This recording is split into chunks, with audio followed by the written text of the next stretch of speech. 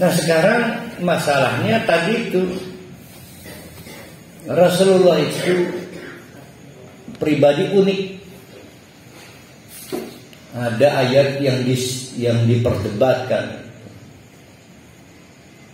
Alam nasroh laka sadrak. Jadi Nabi Muhammad diceritakan di alam nasroh itu dadanya itu doyikun, berat, sering mengalami insomnia, nggak bisa bobo, tidur. Nah, berat bebannya. Banyak teori apa yang membuat Nabi itu bebannya berat. Salah satunya Khadijah meninggal. Setuju bahwa kalau istri meninggal itu beban berat? Enggak, saya mau kawin lagi. Enggak. Pada saat itu enggak berat. Setiap yang ada substitusinya itu enggak berat. Bolpen hilang, ada penggantinya. Rumah hilang, ada penggantinya. Istri hilang, ada penggantinya. Jadi menurut saya nggak perlu alam nasroh. Apa yang berat? Yang berat buat seorang Muhammad itu adalah mikirkan umat. Ya, mikirkan umat. Makanya ambisi atau tamak kan bahasanya kan. Ambisi Nabi Muhammad pengen umatnya itu terhindar dari azab dan tidak perlu masuk neraka itu besar. Sekalipun orang munafik menurut Allah, tapi menurut Nabi Muhammad saya belum lihat kemunafikannya. Yang saya hukumi adalah yang dohir, yang batin urusan Allah. Maka begitulah ambisi Nabi Muhammad. Walaupun menurut si fulan dia munafik, saya belum lihat kemunafikannya. Itulah Nabi Muhammad, Nabi kita. Maka kata Allah, istaghfir lakum, istaghfir lahum. Mangga kata ulama itu. Kalau kamu ingin memberi ampunan kepada orang-orang yang menurut Allah sudah disebut munafik, tapi Nabi Muhammad belum tahu kalau dia munafik. Ini akan berkaitan dengan kita sekarang. Istaghfir, ampuni dia. Aulastaghfir lahum, atau ya udah kamu enggak ampuni. Enggak ada bedanya kamu ampuni enggak kamu ampuni. Kenapa? In tastaghfir lahum 70 marratan fala yaghfirullahu lakum. Karena kalaupun kamu hai Muhammad memohon-mohon kepada Allah agar si fulan ini, si fulan itu diberi ampunan 70 kali banyaknya. Ini 70 ini bukan angka 60 sampai 70, bukan. Artinya tak terhingga. Maka percuma, karena falan tidak akan mungkin pernah Allah mengampuni orang-orang yang sudah oleh Allah divonis munafik atau meninggal dan kemunafikannya dibawa mati. Jalan keluarnya bagaimana? Jalan keluarnya Nabi Muhammad harus diberitahu Allah. Muhammad, si fulan nik nomor sekian-sekian munafik. Oh iya. Tapi selama Nabi Muhammad belum diberitahu by name, by addressnya, Nabi Muhammad begitu. Nah, lalu bagaimana kita ini? Sepanjang kita yakin kemunafikannya belum tampak, ya kita sholati.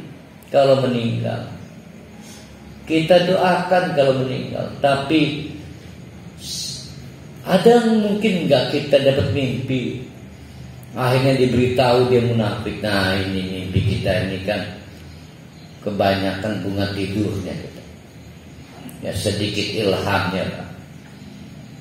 Jadi akhlak kita itu sepanjang kita belum yakin atau belum tampak kemunafikannya, maka kita ikut berbela sungkan. Tapi secara prinsip kita menyatakan, mendeklarasikan, menolak tindakan-tindakan kemunafikan. Nah, nanti kita baca ayatnya, kita dilarang menyolati. Itu saya pahami, kita memberi hukuman sosial, memberi sanksi sosial kepada siapapun orang muslim yang melakukan tindak kemunafikan. Buzzer itu kemunafikan apa kekafiran? Kemunafikan yang nanti berujung kepada kekafiran. Nanti kita akan ketemu ayatnya. Dzalika bi'annahum kafaru. Ketika orang itu mati belum sempat taubat, membawa kemunafikan, keburu mati belum sempat taubat, maka dihukumi oleh Allah kafir. Dihukumi Allah kafir. Karena kafir maka kita nggak boleh nyolati orang kafir. Jadi bukan nggak boleh nyolati kemunafikannya, dia keburu mati belum sempat tobat. Nah, ada yang pernah tahu orang mau mati tobat atau nggak tobat? Nggak ada yang tahu. Jadi kita itu memang hanya tahu hal dohir, hal batin kita nggak tahu. Ya siapa tahu nanti Bu Nenek Suliah didatangi malaikat Jibril. Itu munafik itu. Makasih malaikat dikasih tahu. Tapi kan orang kayak Bu Neneng 1.000.000. Ya. 1.000.000. Allah alam bisawab ya. Kita ini masih terus akan mendapatkan keajaiban dari Allah. Jadi kenapa kita tidak boleh memintakan ampun kepada orang munafik? Bukan kemunafikannya, tapi zalika bi annahum, oleh sebab mereka itu kafaru, dihukumi melakukan tindak kekafiran kepada siapa dan kepada apa?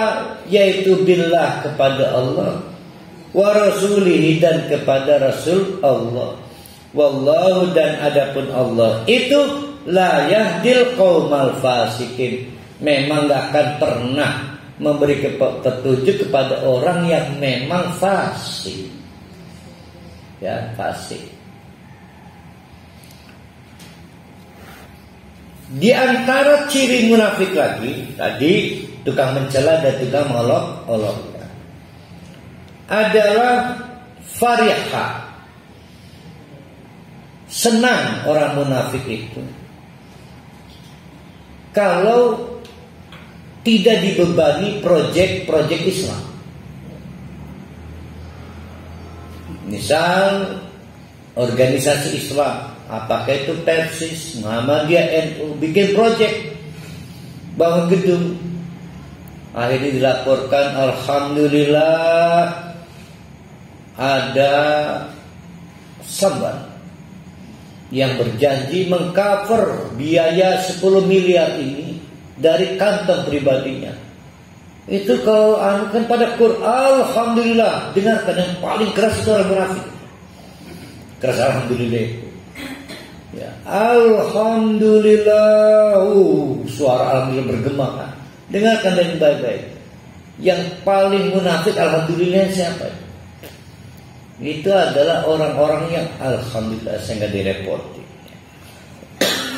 Ya, jadi berat ada proyek-proyek Islam. Maksudnya Ustaz, apa alhamdulillah terbangun? Makanya ciri munafik itu alhamdulillah nggak ngerepotin saya. Tapi yang alhamdulillah lainnya seperti dibilang para alhamdulillah, akhirnya terwujud juga proyek Islam. Jadi ada dua alhamdulillah. Nah, pada saat perang Tabuk itu akhirnya berangkatlah pasukan Rasulullah. Yang tidak berangkat orang munafik. Kata orang munafik, alhamdulillah, akhirnya berangkat juga pasukan Rasulullah walaupun tanpa saya.